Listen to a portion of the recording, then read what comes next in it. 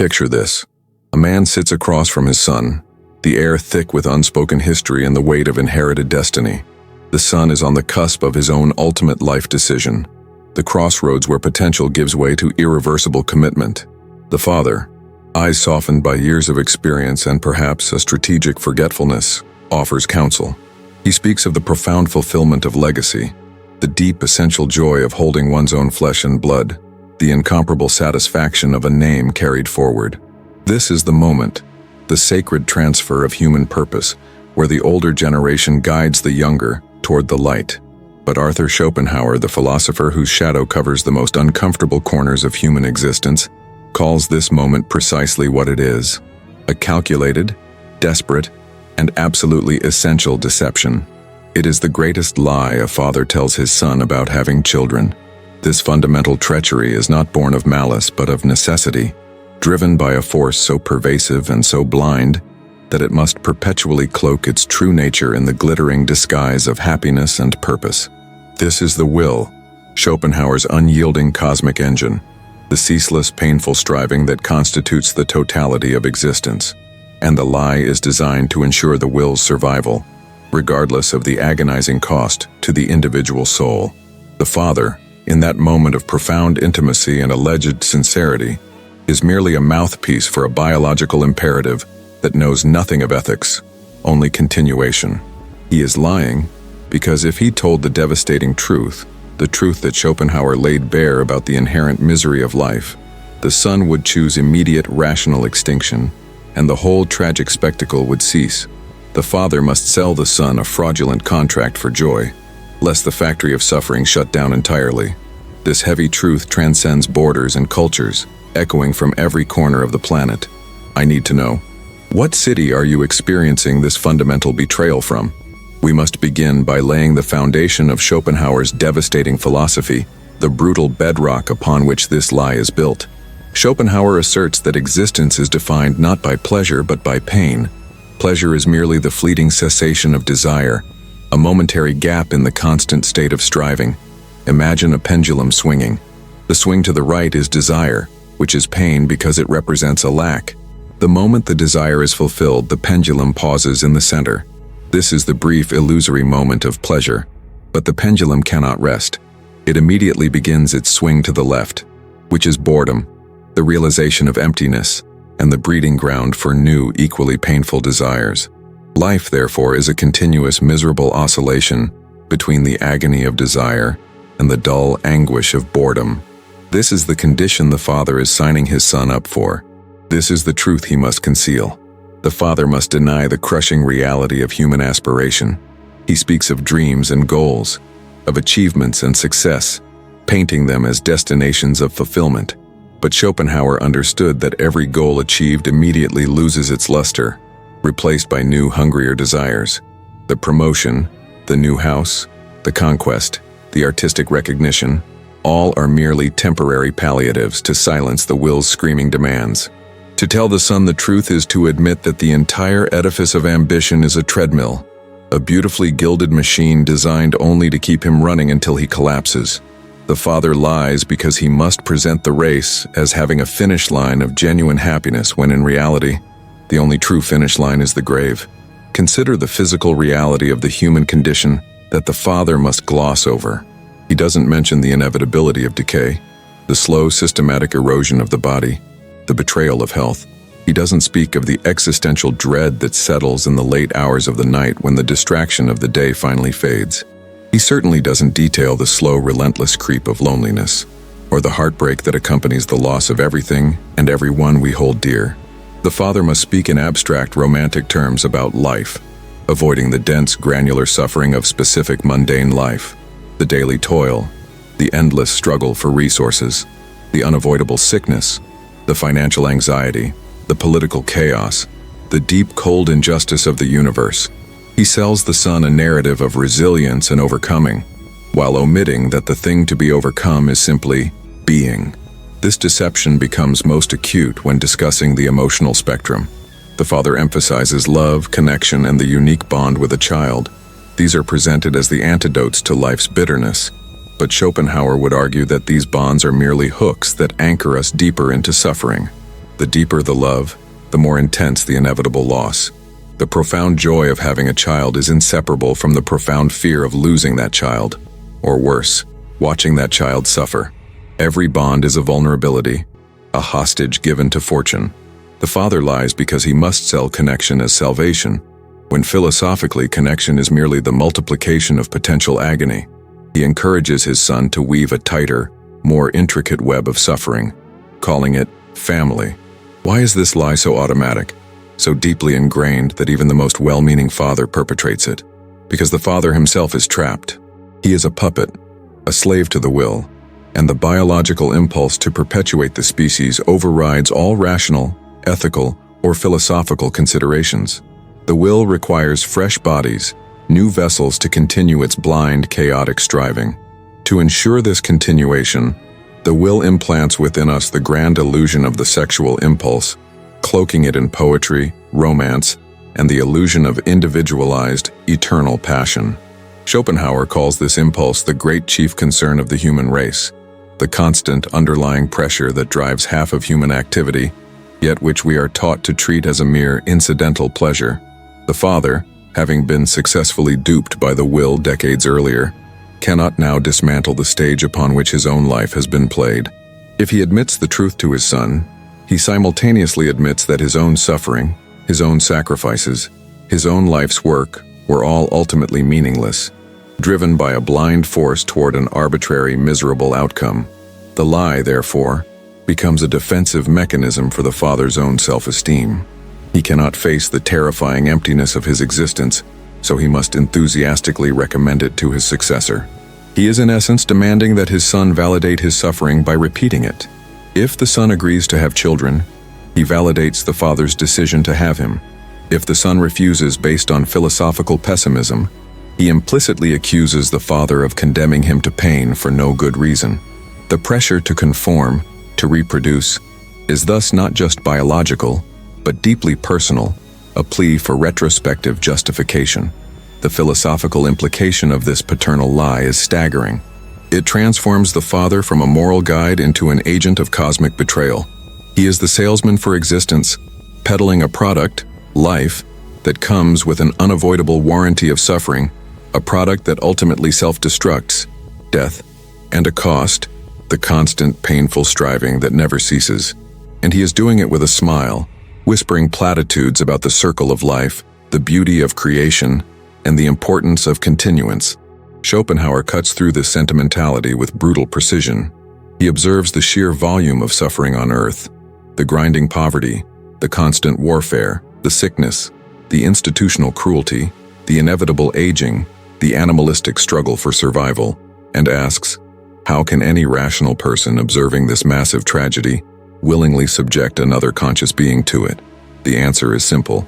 They can't, unless they are systematically deceived. The biological impulse ensures the father's vision is narrowed, his memory is selective, and his language is filled with the empty promises of idealism and romanticism. He simply forgets the long, dark nights of his own anxiety, the exhaustion of his own responsibilities, and the cold indifference of the world. Or more accurately, the will makes him forget, because remembering would be an existential liability. Think about the specific qualities the father praises in having children. Immortality through legacy. He assures the son that having children is the ultimate bulwark against the oblivion of death. This is perhaps the most profound part of the lie. The father is transferring his own fear of annihilation onto the shoulders of his successor. He is demanding that the son continue the chain, not for the son's benefit, but for the father's momentary, illusory comfort that his own existence was not entirely perishable. He is essentially saying, I am afraid to die, so I need you to create copies that will continue the performance, distracting me from the final curtain. The son, under the pressure of this manufactured legacy, accepts the heavy burden of being his father's psychological lifeboat. He accepts the task of propagating the species, a task that has nothing to do with individualized happiness, and everything to do with the will's indifferent demand for biological survival. The father also must lie about the nature of time. He presents life as an opportunity to build, to achieve, to experience. He minimizes the velocity of time, the horrifying speed with which youth gives way to middle age, and middle age plunges into decline.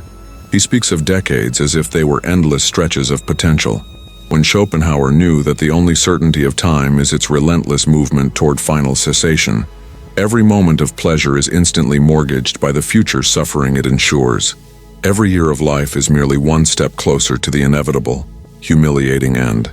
The father must hide the clock, because the moment the son sees the true speed of the hands, he will realize that rushing to condemn a new life to this time limit is the height of cruelty. This inherent conflict, the love of the father clashing with the brutal truth of the philosopher, defines the human tragedy. The father truly loves his son, but his love is tainted by the universal deceit. He wants his son to be happy, but he forces him onto a stage where happiness is structurally impossible, a brief flash between two epochs of pain. He wants his son to succeed, but success is merely the transient, unsatisfying silencing of a particular desire, soon replaced by a new one. The lie is complex because it is wrapped in genuine affection, making it almost impossible to detect.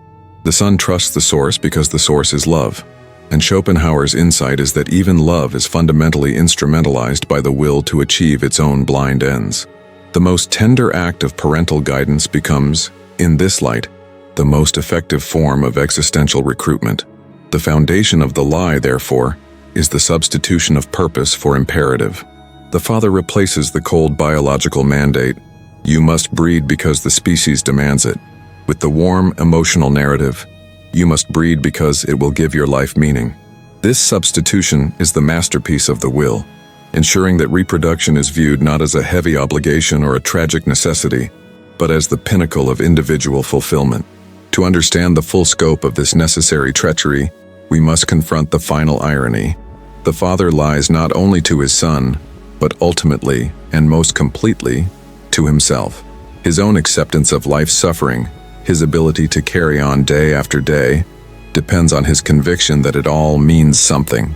The moment he tells the son the truth, that it means nothing beyond the will's arbitrary churning, he collapses his own sustaining delusion. The lie is the glue of his own existence. The father perpetuates the myth of joy and meaning because he requires his son to believe it, so that he, the father, can continue to survive within the confines of his own necessary fiction. This cycle is precisely why Schopenhauer deemed human existence an error, a cosmic mistake perpetuated by a blind, striving force. The tragedy is that the only truly moral act, the rational act of cessation, is impossible because the will has corrupted the very mechanism of rational thought with emotional and biological compulsion. The father's encouragement to breed is the sound of the will affirming itself, drowning out the quieter, more honest voice of philosophical reason that screams, "Stop. We have only just begun to peel back the layers of this profound deception. This foundational betrayal, the transference of necessary suffering, is just the beginning of understanding Schopenhauer's devastating critique of parenthood and procreation." Think deeply about this truth we've uncovered. The greatest cruelty is the encouragement of life. Place that phrase in the comments below. Join the conversation and signal to others that you dare to look past the surface performance of existence. Your engagement strengthens this growing community of individuals who reject easy answers and demand uncomfortable truths. Subscribe now and affirm your commitment to seeing reality clearly. We are on a journey that the majority refuses to take, seeking wisdom where others seek distraction. Next, we confront the unbearable answer to why this tragedy is the highest form of duty and the role of genius in escaping this fatal cycle. You need to hear the details of how the will specifically uses society to enforce this silence. You do not want to miss the essential revelation of Part 2. The ultimate confrontation of a man is not with his enemy, nor with his God, but with the stark, terrifying reflection he sees in the eyes of his own son. Arthur Schopenhauer gives us the bleakest diagnosis of this moment. It is the instant where the inherited lie, the foundational falsehood upon which all human endeavor is built, must be perpetuated. The father, standing on the precipice of wisdom gained through suffering, looks at the innocent expectation of his progeny and finds himself utterly unable to speak the truth. He becomes the designated mouthpiece of the cosmic deception, the unwilling agent of the will. But this is not a lie of malice, it is a lie of metaphysical necessity, a silent covenant forged in the furnace of existence itself. The question then ceases to be whether fathers lie about the nature of having children, but rather, how this colossal mechanism of illusion is managed by the very force that drives us all, the blind, striving will. The will, in Schopenhauer's dreadful architecture, is the true predator, the engine that requires constant fuel, and that fuel is suffering, delivered by the continual renewal of life. To ensure the son willingly steps onto the treadmill of existence, the father must present the path as a heroic journey, a quest for purpose, a grand affirmation of identity, rather than what it truly is, a burdensome debt assumed without consent. Where are you right now, witnessing this chilling transmission of illusion? From which city do you observe the universal tragedy of human striving, where generations pass on the same cruel deception? Look around you, at the buildings, the rush, the striving. All of it is the product of the lie, the will demanding confirmation. The mechanism of this deception begins with the specific flavor of illusion provided by the will, the promise of telos. Every father, particularly as he approaches middle age and recognizes the fundamental futility of his own ambition, the Sisyphean rock rolling back down the hill, needs a compensatory myth. The will provides it immediately, whispering that his life was merely prologue, and the true meaning resides in the next generation. The lie, therefore, is rooted in the forced transposition of one's failed self onto the pristine, unburdened potential of the son. The father tells the son that fatherhood is the arrival point, the culmination of maturity and success, a profound joy that justifies the antecedent struggle. But Schopenhauer forces us to observe the reality. This perceived joy is merely the momentary intoxicating high of the will succeeding in its biological imperative. It is the anesthetic injected just before the next cycle of suffering begins. The father must lie because the will denies him the language of truth. The truth, that existence is merely a momentary striving between two states of nothingness, punctuated by pain and boredom, is too crippling, too corrosive to the biological drive. If the son truly understood, if the veil were lifted to reveal the brutal ledger of human existence, he would halt. He would deny the will, refuse the inheritance, and the species would stutter. Thus, the father is structurally compelled to suppress his deepest, most painful insights. He has learned that all the great prizes of life are illusory. Wealth brings anxiety, love brings bondage, success brings the certainty of its eventual loss. Yet he must present these same worthless prizes to his son as the ultimate stakes of the game. This brings us to the tragedy of the father's own self-deception. The lie is never fully successful unless the liar believes it, at least momentarily. The father convinces himself that his son will be different. His lineage will achieve the meaning that evaded him. His child will somehow transcend the inherent limitations of the human condition. This self-deception is a defense mechanism necessary to rationalize the monumental act of reproduction, an act that Schopenhauer defines as the most profound moral crime, the act of dragging a new consciousness into the torture chamber of phenomenal reality. To mitigate this moral burden, the father must cloak the birth in garments of hope, legacy, and fulfillment. He must speak of the future with an optimism he no longer possesses, projecting a false dawn onto the son's horizon. Consider the specifics of this lie as it relates to ambition. The father, knowing the crushing weight of professional rivalry, financial instability, and the sheer indifference of the universe to human effort, will nonetheless glorify striving. He lies about the rewards of hard work, not the work itself. He tells the son that effort guarantees happiness, that dedication ensures success, that self-sacrifice leads to fulfillment. He must omit the Schopenhauerian caveat that all striving arises from deficiency, and the moment the goal is achieved, the brief pleasure of cessation gives way immediately to the gnawing discomfort of boredom, followed by renewed, compulsive striving. He tells the son, "Go out and build your life," but he fails to mention that the act of building is defined by friction, loss, and the eternal disappointment of expectation falling short of reality. The lie also manifests in the deliberate exaggeration of the uniqueness of the son. Every father, driven by the will to prioritize his lineage, inflates the importance of his child's existence. He must believe and teach the son to believe that he is a vital piece of the cosmic puzzle, irreplaceable and destined for greatness. This inflation of ego is essential because the ultimate truth, that the son is merely another manifestation of the universal, interchangeable will, destined to repeat the same biological and psychological patterns of striving and suffering as all those who came before, is unbearable. The father's lie shields the son from the horrifying recognition of his own generic, insignificant nature in the grand scheme. Furthermore, the father must lie about the nature of love and relationship, having experienced the profound disappointment of romance, which Schopenhauer identifies as a powerful illusion created solely to ensure copulation, dissolving into indifference or bitterness. Once the biological goal is achieved, the father still speaks of marriage and coupling as ultimate sources of profound, stable happiness. He does not reveal that the partner chosen is merely the most suitable genetic match for the species' immediate needs, and that the ensuing domestic life is a relentless compromise, a battleground of conflicting individual wills, and often a breeding ground for deep, quiet misery. He must uphold the sanctity of the family unit because that unit is the will's most effective prison, guaranteeing the confinement necessary for raising the next generation of debtors. This lie of continuation is enforced by the profound instinctive fear of acknowledging futility. If the father confesses to his son, "I have suffered, and all my efforts have resulted only in this momentary pause before death," he invalidates not just his own life, but the entire inherited chain of sacrifice. The ancestors who endured famine, war, and plague did so under the implicit covenant that their suffering would lead to something. To confess the lie is to spit on the graves of his forebears, to declare their struggle pointless. This burden of inherited history makes the truth too expensive to utter. The father is not just lying to his son, he is lying to the dead, assuring them that the price of existence was worthwhile. The philosophical implication here is devastating. The father's love for his son is inextricably linked to the obligation to deceive him. He loves the son, and precisely because he loves him, he cannot crush the nascent spirit with the truth of his destiny.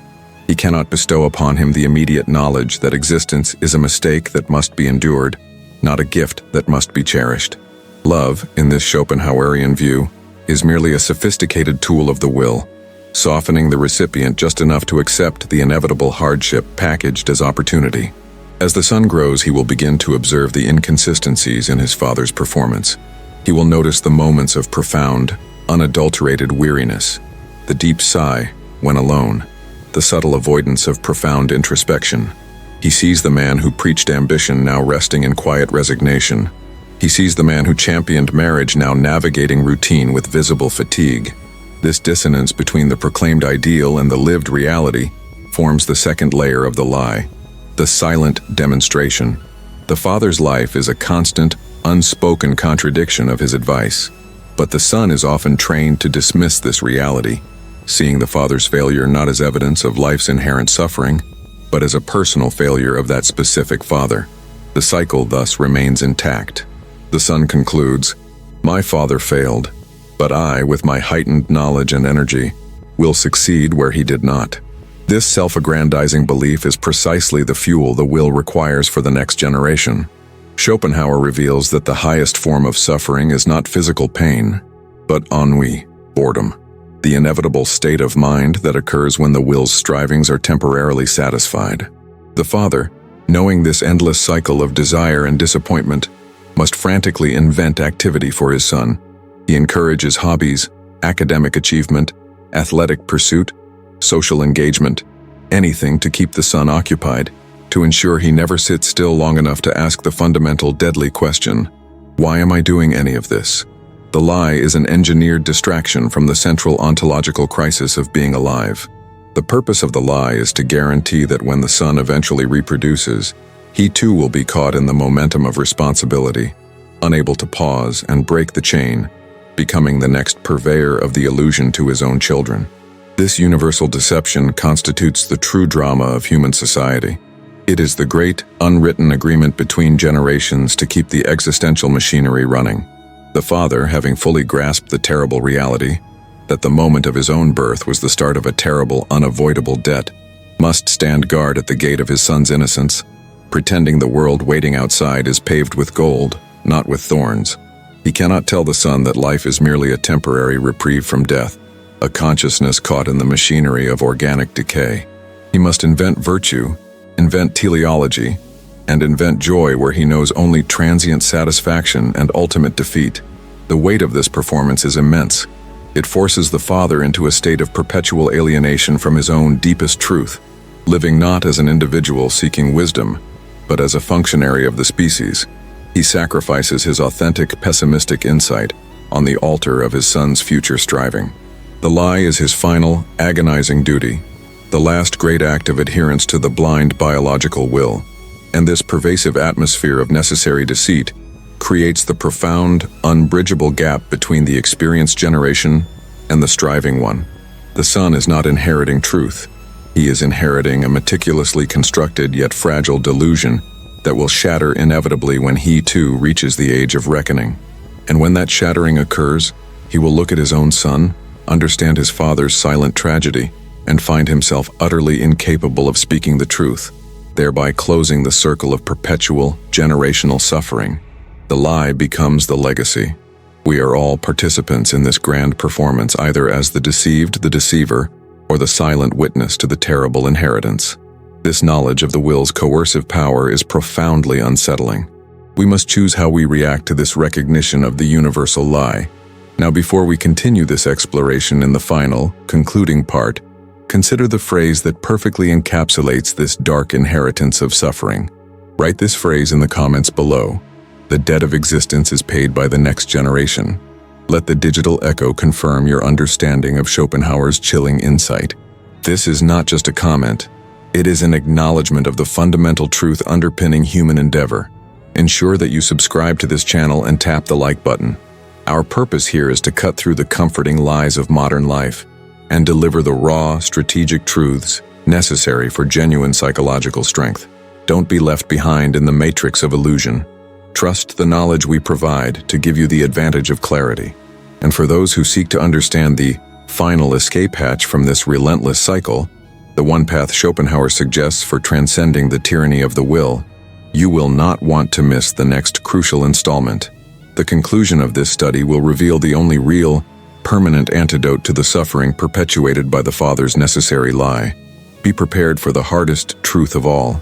The final act in Schopenhauer's dark play of existence is the moment the son recognizes the nature of the inheritance he has received. We have spent time tracing the shadow of the father's deception, analyzing the motives rooted in the blind, ravenous will to live. But the deepest lie is not just the illusion of happiness the father sells. It is the silent, devastating inheritance he passes on, the absolute certainty of suffering. The son eventually reaches a point where the veil drops, and he sees the world not through the tinted, hopeful lens of his youth, but through the cold, undeniable clarity of Schopenhauer's reality. This realization is not sudden, it is cumulative. It begins in the quiet despair of striving without reward, in the constant pressure of debts that must be paid, and in the relentless recurrence of desires that are never fully satisfied. The son begins to see that the life he was promised, a life of purposeful ambition and ultimate contentment, is a phantom. Instead, he discovers he has been handed a life sentence in the prison of the will. He realizes that all the struggles his father faced, all the minor victories and major defeats, were not chapters in a meaningful epic, but merely the repetitive, mechanical thrashing of a creature trying to escape a trap that is internal. The climactic tragedy is that the father, in his desperate affirmation of life, condemned his son to the very suffering he himself experienced. This is the great Schopenhauerian irony. The father lied out of a necessity to justify his own painful existence. He had to convince himself the game was worth playing to avoid confronting the sheer futility of his own toil. By lying to the son, he successfully recruited a new soldier for the will, ensuring that the eternal, senseless cycle of generation and decay continues. The son is not inheriting a world of opportunity. He is inheriting the will's mortgage, payable in ceaseless effort and inevitable disappointment. This burden of knowing, this realization of cosmic futility, is something we all carry, regardless of geography. Before we plunge into Schopenhauer's final, devastating judgment on the act of procreation, tell me, where are you right now, experiencing this strange and tragic existence? What city are you watching from? The core of the deception lies in the nature of human desire. Schopenhauer explains that the will manifests itself as a constant state of want. As long as we want, we suffer. Fulfillment, the temporary cessation of desire, is merely the prelude to the worst state of all, boredom. Life, therefore, is a relentless oscillation between the agony of desire and the tediousness of satiation. The Father promised the Son the great prize of fulfillment, the permanent state of pleasure. But the Son eventually discovers that the prizes are fleeting, and the satisfaction they bring quickly curdles into a suffocating emptiness, which then demands a fresh, painful desire to fill the void. The realization is psychologically devastating because it recontextualizes the Father's entire existence. The Father ceases to be the heroic guide and becomes, instead, the chief example of the will's slave. The Son looks back at the countless hours his father spent working, chasing status, accumulating possessions, and realizes that none of it brought lasting peace. It was all a frantic effort to keep the demons of want and boredom at bay. The Father was simply running on a treadmill, perpetually convinced that the next step, the next goal, the next generation, would somehow break the pattern, and the lie was the only way he could justify forcing someone else to join the race. Schopenhauer insists that the Father is not fundamentally a moral monster, but a victim of a biological imperative far stronger than rational thought. The will to live is a force of nature, blind and unstoppable, that treats individual humans merely as temporary vehicles for its propagation. The Father is the will's agent, programmed to ensure redundancy. The lie, therefore, is the will's ingenious psychological mechanism for overcoming human consciousness. If the Father were truly honest with the Son, detailing the relentless anxiety, the fundamental lack of enduring happiness, the certainty of pain, and the inevitability of death, no rational being would consent to existence. Thus, the will supplies the necessary anesthetic, hope, wrapped in the promise of future happiness. When the Son recognizes this, the filial relationship is irrevocably fractured, not necessarily by hatred, but by pity and profound disappointment. He sees his father not as a malicious deceiver, but as a weak, tragic figure who preferred the comfort of a beneficial illusion over the responsibility of a devastating truth. The Father chose self-justification over his Son's potential freedom from suffering. He chose to perpetuate the species rather than spare the individual. This brings us to Schopenhauer's moral condemnation of procreation itself. For Schopenhauer, existence is an a priori debt. Every breath we take, every meal we eat, every moment of temporary pleasure is merely the repayment of that debt. The very act of being born sets us up for an overwhelming bankruptcy. The Father, by bringing the Son into the world, commits the definitive crime. He inflicts the debt of existence upon an innocent party. Schopenhauer views the moment of procreation as the highest affirmation of the will, and thus, the most profound moral mistake. It is the voluntary continuation of the cosmic tragedy. The lie is necessary because the truth is too terrible. If humanity understood that the only true gain is the absence of pain, and that the only reliable outcome of life is death, the will to live would cease its tyranny. If fathers truly knew the misery they were inflicting, they might choose not to reproduce. But the will masks this misery, coating the bitter pill of existence with the sugar of sexual drive, romance, and the deluded belief in progress and purpose. The tragedy deepens when we examine the ultimate motivation that Schopenhauer attributes to the Father's final years. He doesn't just lie to the Son. He often transfers his own desperate, unfulfilled ambitions onto the boy. The Father, realizing his life has failed to achieve the perfect happiness he was promised, desperately clings to the idea that the Son will succeed where he failed. This is the final, cruel twist of the will. The Son must now not only bear the burden of his own existence, but also the projected, unfulfilled desires of his progenitor. The Son is now tasked with making his father's life retroactively meaningful.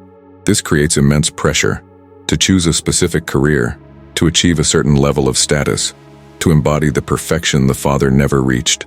The Father doesn't do this out of malicious control, but out of a paralyzing fear that his own life was nothing more than senseless suffering.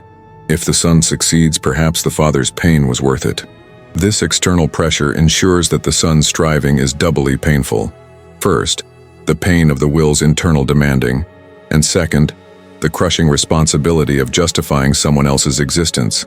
This cycle, according to Schopenhauer, defines the human condition. We are not free agents building meaning. We are marionettes strung up by the will, forced to dance the dance of life, reproduction, and eventual decay. The lie about the joy of having children is simply the invisible string that passes the puppet from one generation to the next. When the son finally achieves the clarity to see this mechanism, when he realizes that the promises of his youth were purely bait, that the happiness he sought is inherently contradictory, and that the greatest favor his father could have done was not bring him into this world, he reaches the Schopenhauerian nadir. He understands that the very nature of existence is flawed, a mistake of cosmic proportions. The only possible redemption in Schopenhauer's worldview, though incredibly difficult, is the negation of the will. The son must move beyond the disappointment in his father and use the devastating realization of the lie as a springboard for genuine wisdom. He must choose a path of denial, reducing desire, embracing aesthetic contemplation, and ultimately, rejecting the fundamental imperative to reproduce. Only by denying the will's demand for continuity can the cycle of suffering be broken for the individual. The father chose affirmation. The enlightened son must choose negation. The father's lie, therefore, serves a greater philosophical purpose in Schopenhauer's critique. It illustrates that the will is so potent, so essential to life's survival, that it systematically corrupts even the most fundamental human bond, the love between father and son. This love is twisted into a vehicle for suffering, an unwitting recruitment tool for the continuation of universal pain. The father looks at the son and sees not a beloved individual, but a temporary relief from the terrifying loneliness of existence, a mirror that will momentarily reflect back the illusion of purpose. In conclusion, Schopenhauer shows us that the father lies to his son about the joy of having children, not because he is evil, but because he is human. That is to say, a slave to the will to live. The lie is the prerequisite for existence, the necessary fiction that allows a rational mind to endure and perpetuate an irrational, agonizing reality. The father's act is simultaneously an affirmation of his own blindness and a condemnation of his son to the perpetual struggle between agony and boredom. The inheritance is not hope, but a debt of suffering, and the lie is merely the promissory note. The son's ultimate clarity arrives when he realizes he has been played by the same cosmic illusion that trapped his father, and the path to genuine freedom begins only when he chooses to break the chain of deceit and refuse to pass on the debt. The wisdom we seek is hidden beneath the layers of comfortable illusions society constantly provides. We are here to dismantle those illusions. Recognizing this truth is the first step toward genuine intellectual liberation. I want to see this community thrive, growing in clarity and strategic thinking. So in the comments right now, affirm this dedication to truth by typing the phrase, "The will is a deceiver." Join the few who choose awareness over illusion. I know you value genuine insight and strategic depth, and that's exactly what we provide here. Hit the like button immediately and subscribe to ensure you never miss the critical ideas that separate the masters from the masses. We have explored the darkest truth of human existence, but the next analysis explores an opposing force, the most powerful, subtle leverage one can wield over others, which most people unknowingly ignore. Do not miss the next transmission. It holds the key to gaining undeniable influence.